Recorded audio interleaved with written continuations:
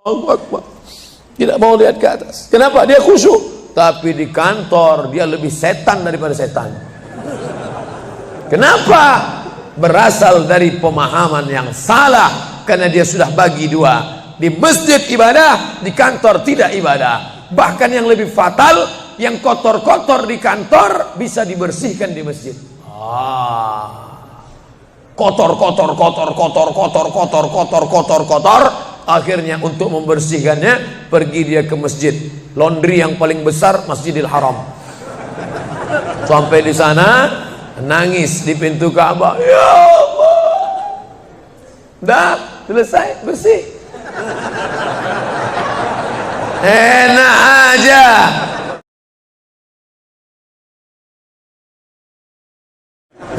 Cerita tak tentu arah. Ini kita sedang beribadah kepada Allah Subhanahu wa ta'ala. Lalu kemudian selesai azan, salat sunat yang balasan pahalanya khairum minad dunya wa ma fiha, lebih baik daripada dunia dan seisinya. Apa itu? Qabliyah subuh. Sampai-sampai andai terlambat qabliyah subuh, tetap boleh dilaksanakan setelah subuh. Habis salat subuh barulah dilaksanakan qabliyah subuh. Tapi kalau sudah sama-sama ngaji, tapi kalau nanti pulang kampung, justru sekarang orang di kota ngaji, di kampung tidak ngaji. Zaman dulu di kampung ngaji, di kota tidak ngaji. Sekarang dunia sudah mau kiamat. Di kampung orang ngaji, di kampung orang tidak ngaji. Kenapa? Parabola masuk desa.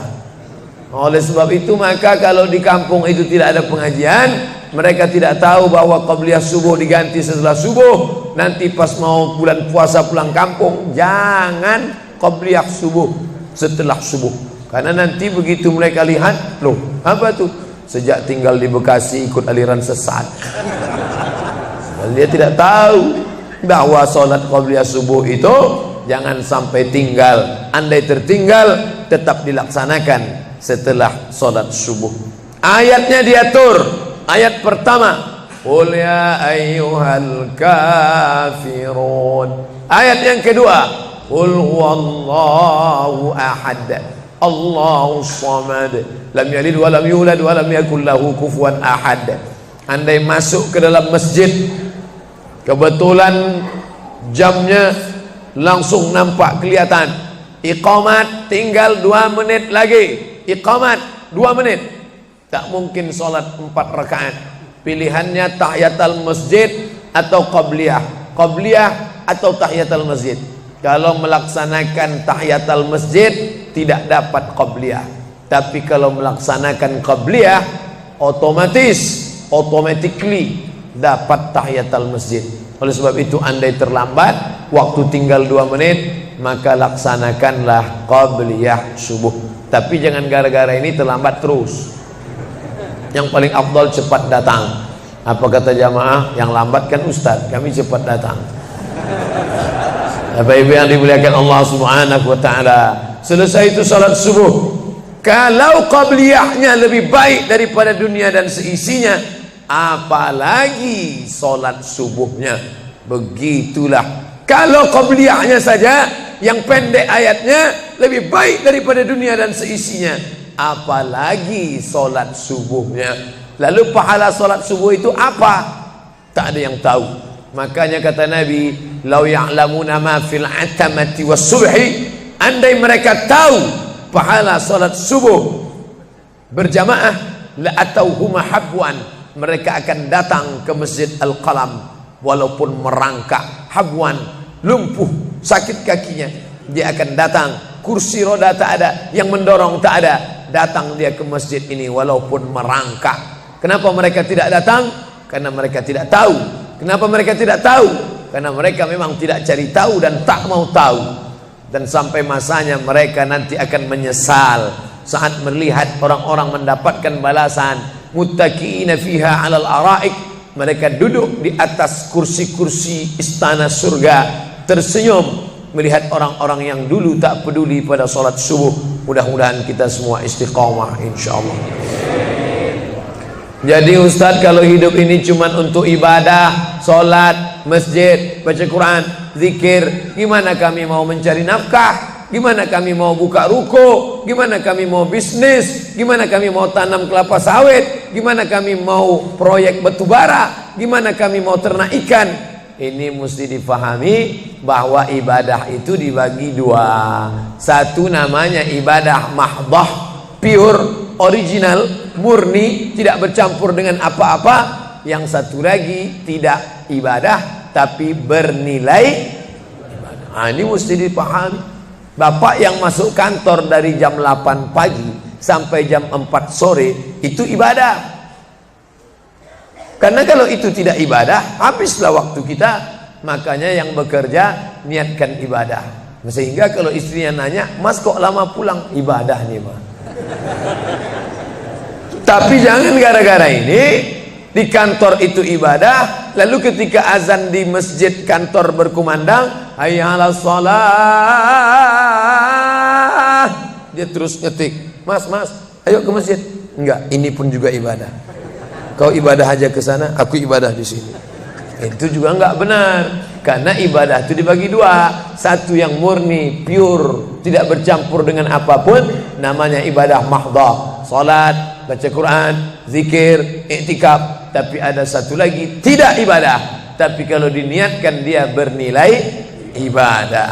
Termasuk ibu-ibu yang hamil 9 bulan 10 hari itu ibadah. Kalaulah 9 bulan 10 hari itu tidak ibadah, betapa tidak adilnya Allah. Masa kita yang duduk-duduk di masjid dapat pahala ibadah, dia yang muntahnya, yang ngidamnya tak dapat ibadah. Tadi malam begitu sampai di airport langsung SMS masuk, "Ustadz keluar dari pintu berapa? Ini ada perempuan ngidam mau ketemu." Saya keluar dari pintu 4, kami sudah standby di pintu 4. Lantai berapa? Lantai paling atas. Oke, sampai di sana lihat perempuan tidak pakai jilbab, pakai celana jeans. Saya udah mau marah. Ini kenapa? Mohon maaf Pak Ustadz, non muslim. Astagfirullah. Rupanya non muslim hamil ngidam mau jumpa Ustadz Somad. Mudah-mudahan anaknya jadi anak soleh. Biasa. Allahu Akbar. Bernilai ibadah. Lalu yang dapat pahala dari itu siapa? Dari mana ibu-ibu hamil muda itu tahu saya, kenal saya di mana? Padahal dia dari Jawa, saya dari Sumatera. Ternyata ada orang beribadah yang tidak kita sangka ibadah. Tidak ada rukun, tidak ada syarat, tidak ada wajib, tidak ada sunat, tidak ada makruh, tidak ada mubah. Apa ibadahnya? Ya ini, merekam ceramah ini. Merekam ceramah ini ibadah. Memoto itu ibadah. Bayangkan resiko tukang foto. Saya sampai sekarang tukang foto itu resikonya nanti setelah tua matanya gini.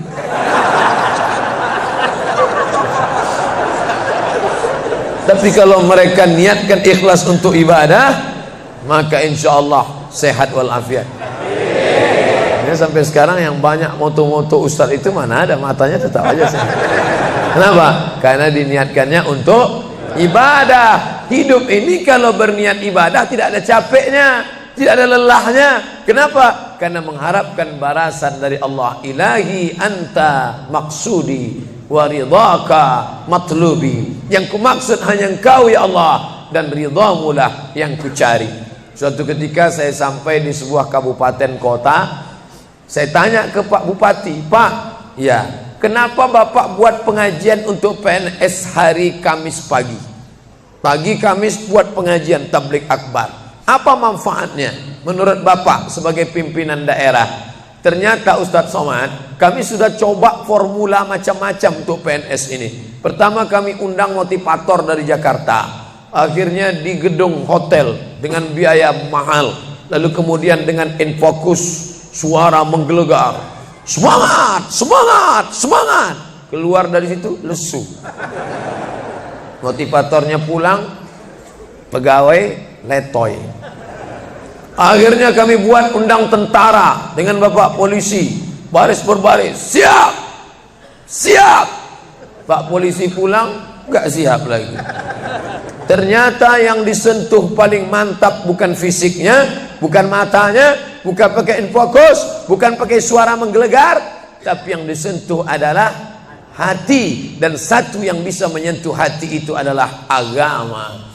Itulah makanya ibu bapak coba nanti kalau mau buat praktek, buat satu kota buat satu lagi kotak. Ada 2 kotak. Kotak ini buat voucher, namanya sumbangan.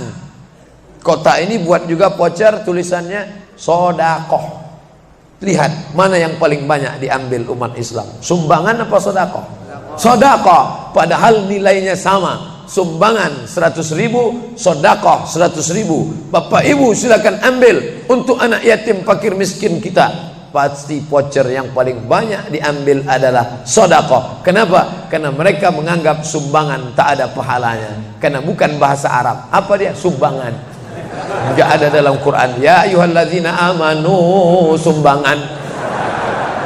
Yang ada adalah sodakoh. Innamas sadaqatu lil fuqara wal masakin wal amilina 'alaiha wal muallafati qulubuhum wa fir riqab wal gharimin wa fi sabilillah wa ibnis sabil. Itulah mengapa yang disentuh itu bukan nalar otaknya, tapi yang disentuh itu adalah hatinya. Ala fil jasadi mudghah, ketahuilah dalam jasad itu ada segumpal. Idza salahat salahal jasadu kulluh, kalau yang segumpal itu baik maka yang lain ikut menjadi baik. Wa idza fasadat fasadal jasadu kulluh, kalau yang segumpal itu rusak, jahat, kotor, hitam, gelap, maka yang lain ikut menjadi rusak. Ala wahyal qalb, hati. Jagalah hati. Itu yang selalu dipesankan Ustadz kita Agim, jagalah hati.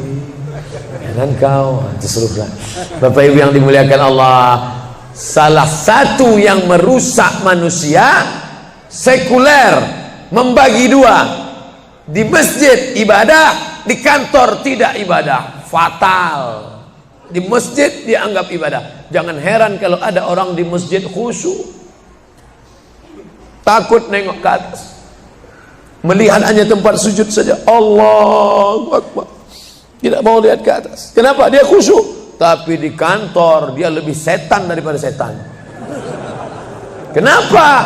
Berasal dari pemahaman yang salah. Karena dia sudah bagi 2. Di masjid ibadah, di kantor tidak ibadah. Bahkan yang lebih fatal, yang kotor-kotor di kantor bisa dibersihkan di masjid.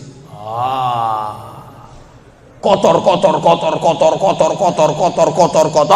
Akhirnya untuk membersihkannya pergi dia ke masjid. Laundry yang paling besar Masjidil Haram. Sampai di sana nangis di pintu Ka'bah. Ya Allah. Dah selesai, bersih. Enak aja.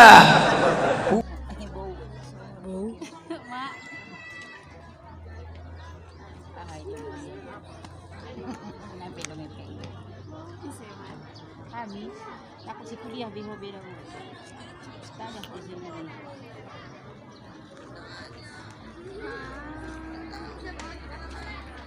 Ya. Sampai zaman nafas tak terus dah.